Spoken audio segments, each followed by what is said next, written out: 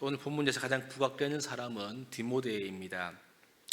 바울이 바나바와 결별한 이후에 바울은 실라를 데리고 가다가 디모데가 2차 전도 여행 때 바울 일행에게 합류하게 되지요. 그래서 오늘 본문 1절부터 5절까지는 바울이 이 디모데를 데살로니가 교회로 보낸 일을 기록하고 있고요. 6절부터 10절까지의 말씀은 이 디모데가 데살로니가로부터 돌아와서 바울 일행에게 그의 사역을 보고하는 내용이 기록되어 있습니다. 이 바울의 2차 전도 여행 루트를 떠올려 보면 1차 전도 여행지를 먼저 돌아보다가 그 와중에 디모데가 바울 일행에게 합류하게 되었지요. 그리고 이들은 함께 아시아로 가려고 애썼지만 성령님은 그 길을 막으셨습니다. 그리고 마게도냐 지역으로 그들을 인도하셨고 이들은 마게도냐 지역으로 건너가게 되었습니다. 마게도냐 지역의 첫 번째 성읍이 빌립보였고 빌립보 그 다음이 데살로니카였습니다. 두 번째였지요. 그래서 여기서 매우 강한 핍박 때문에 얼마 있지 못하고 그들은 베레아로 내려가게 되었고 베레아에서 아덴에서 고린도로 이어지는 루트가 2차 전도 여행의 대표적인 큰 루트입니다. 데살로니가 전서는 바울이 고린도에 내려왔을 때 기록한 서신으로 알려져 있습니다. 본문 1절 2절에 보시면 바울이 고린도에 가기 전 아덴에 머물 때 동역자 디모데를 데살로니카로 보내었다는 기록이 되어 있죠. 그 이유는 2절과 3절에 기록되어 있는데 2절 보시면 이는 너희를 굳건하게 하고 너희 믿음에 대하여 위로함으로 3절 아무도 이 여러 환난 중에 흔들리지 않게 하려 함이다 이렇게 말합니다. 즉 바울이 아덴에서 디모데를 데살로니카 교회에 굳이 보낸 이유는 자신이 갈 수 없었기 때문에 동역자 디모데를 그곳에 보냄으로 말미암아 성도들을 위로하고 그들의 믿음을 더 굳건하게 하기 위함이었다 이렇게 말씀하고 있습니다.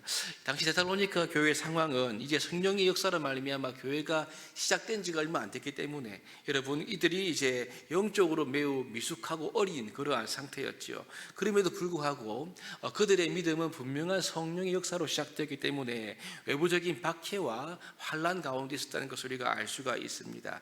그래서 이런 상황에서 이 디모데와 같은 사역자가 이들의 믿음과 신앙을 돕지 않으면 이제 막 시작된 데살로니가 교회의 그러한 복음의 불씨가 어쩌면 사그라들 수도 모른다는 그런 염려 때문에 바울은 아덴에서 믿음직한 제자 디모데를 이제 데살로니가로 꼭 보내었던 것을 우리가 알 수가 있습니다.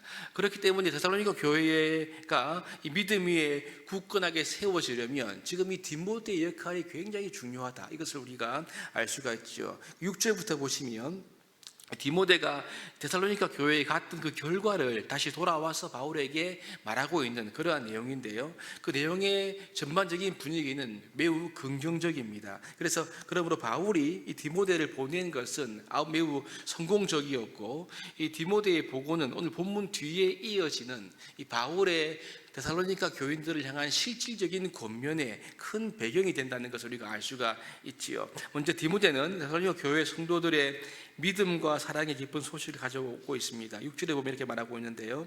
지금은 디모데가 너희에게로부터 와서 너희 믿음과 사랑의 기쁜 소식을 우리에게 전했다. 이렇게 기록하고 있습니다. 이뿐 아니라 계속 보시면 또 너희가 항상 우리를 잘 생각하여 우리가 너희를 간절히 보고자 함같이 너희도 우리를 간절히 보고자 한다 하니 무슨 말입니까? 지금 바울이 이제 데살로니가 교회 성도들을 보고 싶어 하는 것처럼 그 교회 성도 역시 바울 일행을 간절히 보고 싶어 한다. 이 소식을 지금 디모데가 와서 알려주고 있는 것입니다.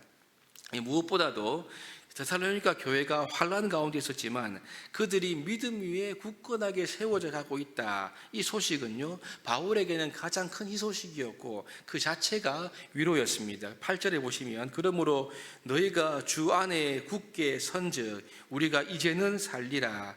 이 말은 지금 데살로니가 교회 성도들의 믿음이 주 안에 굳게 세워졌기 때문에 바울 일행에게 이 소식은 안도감과 보람을 주었다. 그렇게 해석할 수가 있습니다. 이거 앞절에 7절에 보시면 이런 소식 자체가 바울 일행에게는 큰 위로가 되었다고 말하고 있지요. 이러므로 형제들아 우리가 모든 궁핍과 환난 가운데서 너희 믿음으로 말미암아 즉 너희에게 위로를 받았노라. 이렇게 바울은 말씀하고 있습니다. 그 결과 이 바울은 데살로니가 교회 성도들 때문에 도리어 하나님께 감사하다고 고백하면서 꼭 다시 만나서 너희의 믿음이 약한 점을 내가 채워주고 싶다, 이런 말씀으로 오늘 본문이 마치고 있지요.